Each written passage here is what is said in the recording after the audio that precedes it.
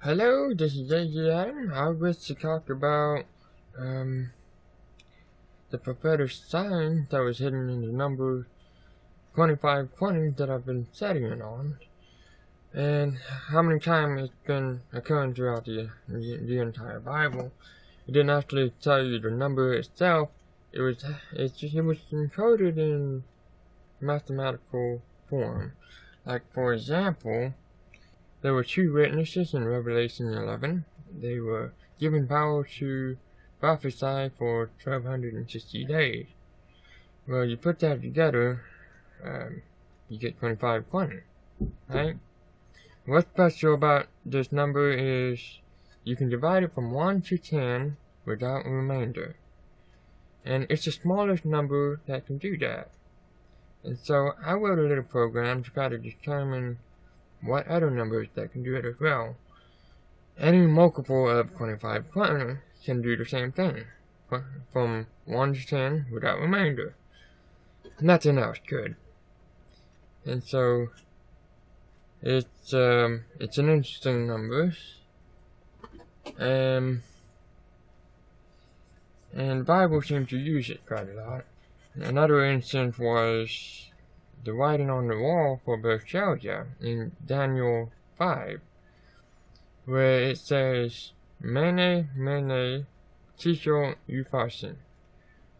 Well, basically, these are words of a Babylonian unit.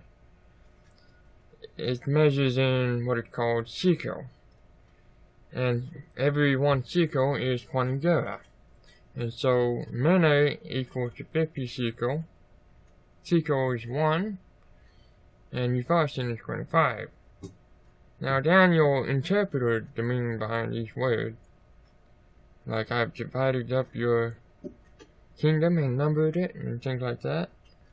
And so, you have 126 shekel, you multiply that by 20 gerah, you get 2520.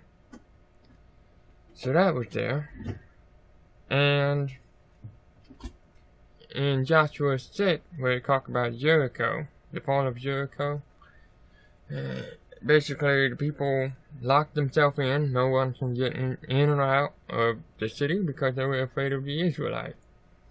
Well, God told Joshua to send men of war to circulate around the city once for 6 days. And on the 7th day, you send 7 priests, with each having a trumpet of ram's horns, and they circulate around it 7 times. And then they give it a great shout, and they blow the horn, and the wall fell down, and they take the land that was promised to them. So, you have 7 priests, 7 trumpet, and 7 rounds. There's 777. And so, what's neat is 7 times 360 is 2520 as well. Because 360 degrees, right? And if you're working with the lunar calendars, which is God's prophetic days, 360 days times 7, like say 7 years, for example, 7 prophetic years, that would be 2520. And so, that was there. It's evidence. And some other interesting thing is, the Jewish gematria, if you ever heard of that, where each letters are given the numbers. When you spell out the word 7, 777, you spell that out, and you have numbers in each letters, and you summarize it, that gives you 2520 as well. And yeah, that's pretty crazy, isn't it?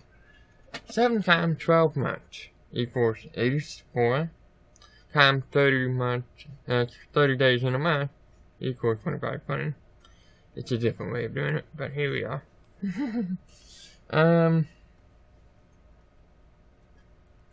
And so when it comes to the prophecy for Jesus, I think that's really probably what it has to center around to.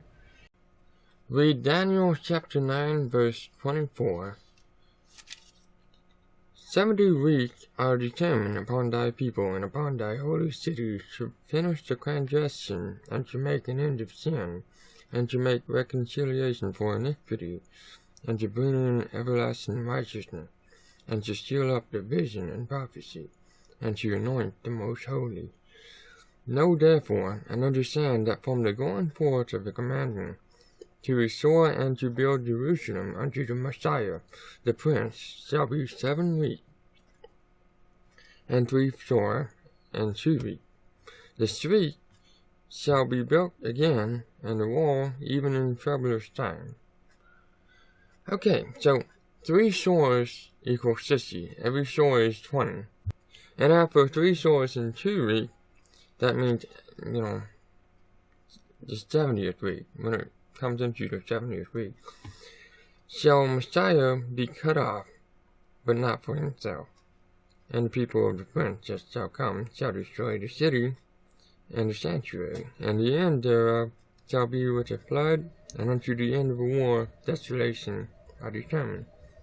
And he shall confirm the covenant with many for 1 week, and in the midst of the week he shall cause the sacrifice and the oblation to cease, and for the overspreading of abomination he shall make it desolate, even until the consummation, and that determined shall be poured upon the desolate. Now, when you read this, I think you have to interpret it with a year for a day principle. I think the reason it's like that is because in those days, there's not a real defining definition for how many days or time it takes for a solar years, because the calendars in those days were inaccurate. We got it correct now. So they use a lunar days base, a lunar days, where you take a day for a year, 490 years, right? Where it says that in 25, from the going forth of the commandment to restore and to build Jerusalem, that was in 457 BC, a decree to restore Jerusalem, and it actually took 49 years. So Daniel prophesied the Messiah, and this is the same book that the Jews are saying, because of this earlier passage, it says to shut up the book. It's not to be revealed until the end time. That's basically misinterpreting what it says, that the Jews should not know and come to understand that Jesus had came already. And what it was saying there is the real mystery about the end time. That it's only to be revealed during the last days, which is now. That when we go to and fro, knowledge shall be increased. Something like that. I'm going from memories. But that's interesting, right? And the main point is, when it comes to Jesus, his ministry, I believe, lasted for 3.5 years, right? And in Numbers 28, 1-8, it talks about the morning and the evening sacrifice, day by day. Well, if there was a morning and evening sacrifice, day by day for 3.5 years, you would get, 1,260 morning and evening sacrifice, give you 25/20 again. And what's interesting is, when Jesus died on the cross, on the Passover, Nisan 14, the day of preparation, which is Friday, when he died, he gave up the ghost. In Matthew 27:51, it says that the veil of the temple went in two, and the earth did quake. The earth did quake. Other passages suggest that this happened right during the time that the evening sacrifice was supposed to happen. And in many other cases, Jesus is referred to as the Lamb. You know, behold, the Lamb of God.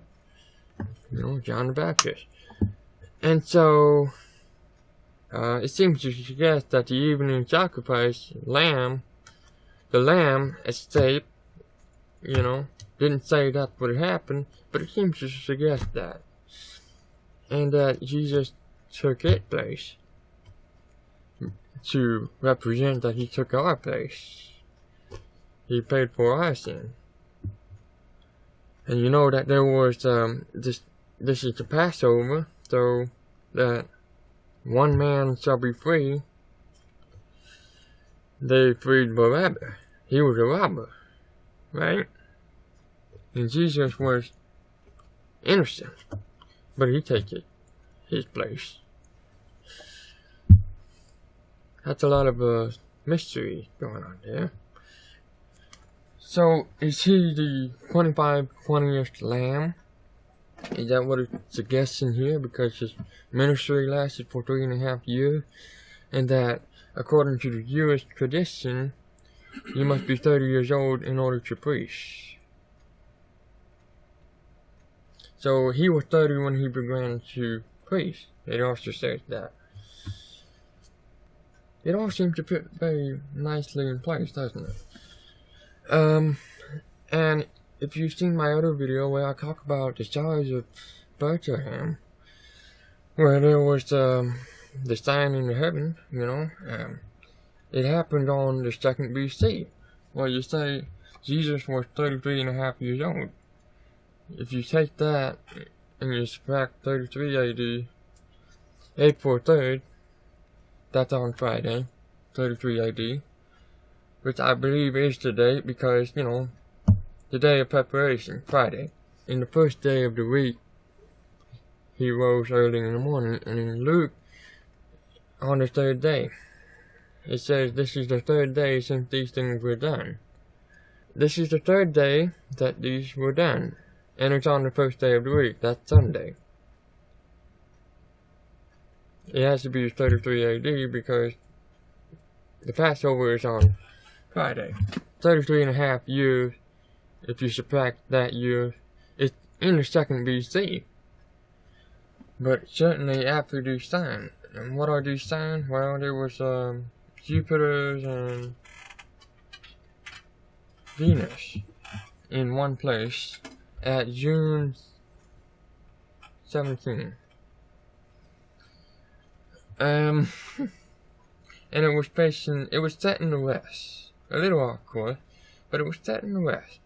And these 3 wise men came from the east. We have seen his sign in the east, and are come to worship him.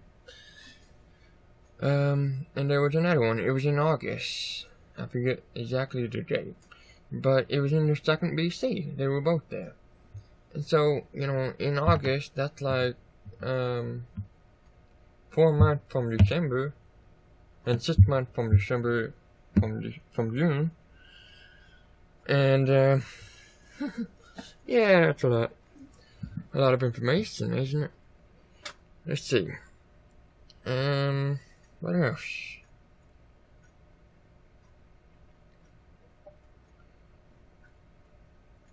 Seven years tribulation. 7 times 360. The 2 witnesses. Who were they? Well, you have Enos and Elijah, who did not die. There was no record of them dying. God took them, that's what happened. And so, who were these 2 witnesses who were to prophesy? And they had this great power too. They were given power to prophesy for 1260 days.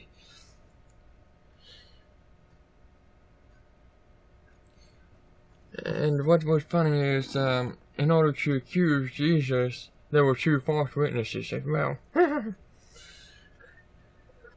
when you study numbers like this, it's important you understand the difference between God numbers and the things that are not biblical.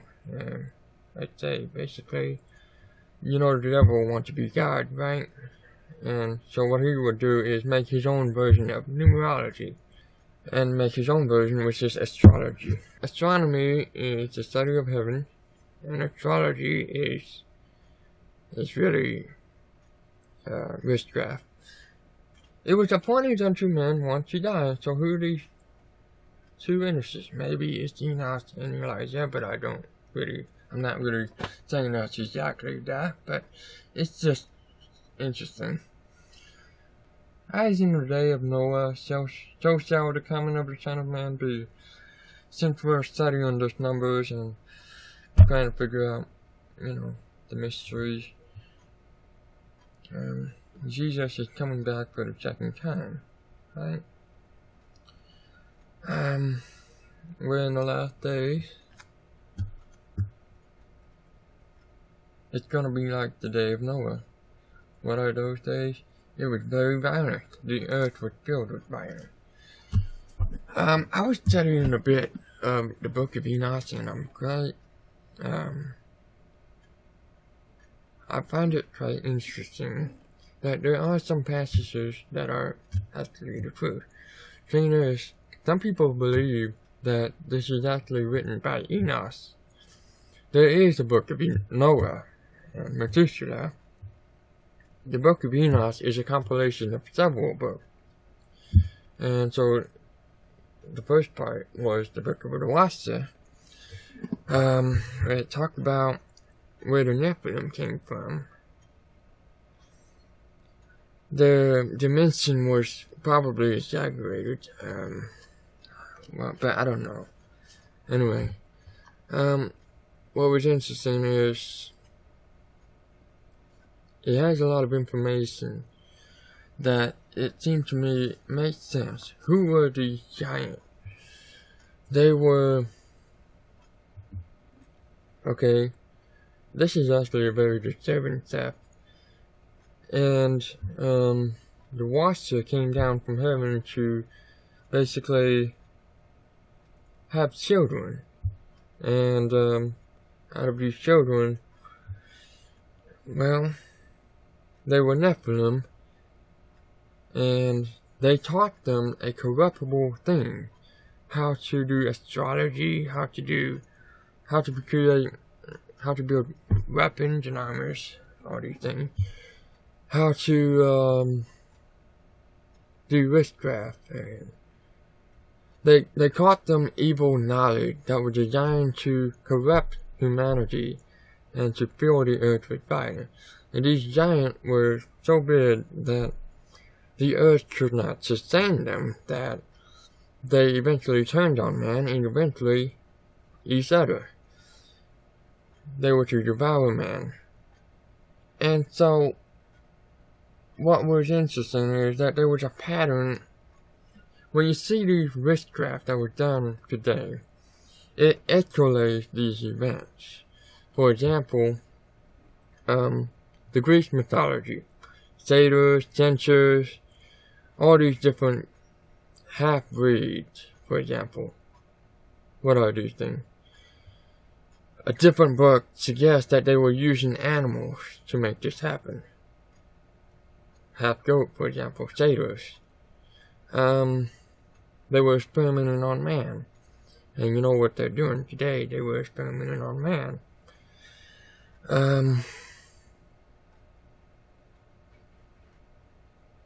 So this is a very disturbing thing, and take a lot to digest. But let's take it up. Also, the fact that in the book of Enoch it also says that when the Nephilim died, evil spirits came out of their body to continue to corrupt the earth. Demons? Well, okay. And Noah saw the earth was tilted. Kind of seems like, okay. In the North Pole there were frozen body of giant animals. which seems to suggest that the earth was tilted when the flood came.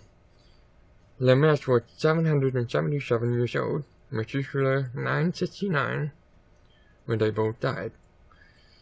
And in the book, it was prophesied that when Methuselah died, so shall the world, that the flood would come.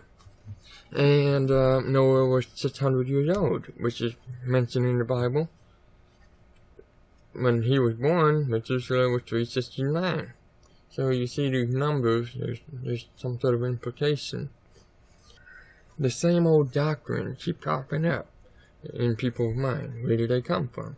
These evil spirits, the same evil spirit of the Nephilim.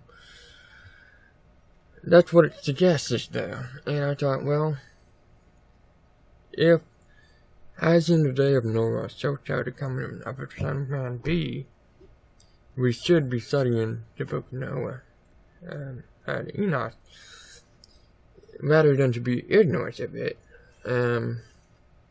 We should get the full picture of it. In the New Testament, it's presumed that we've studied it. And the Ethiopian has that book as canon. Because you have noticed that the Ethiopian version of Enoch is the most complete version.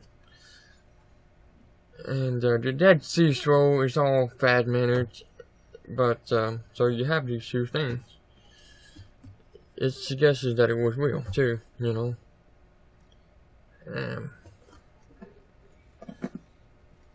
Yeah. And you know, they persecuted a Christian for keeping the Word of God intact. You know, the Catholics did. There was one man who gave us this whole book, for example, the whole Bible. And he was burned on the stake for that.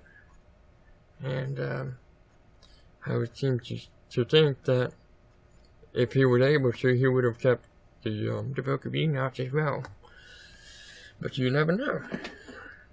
It's just that it may not be exactly as it was supposed to be.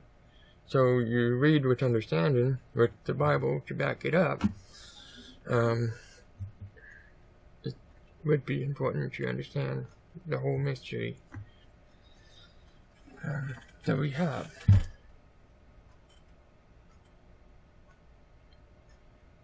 Phew. A lot of information. Thank you for watching this video. Please like, subscribe, and ring that bell, and share this to as many people as possible. And I hope you have a good day. God bless you, and God bless President Trump, and God bless America. Goodbye.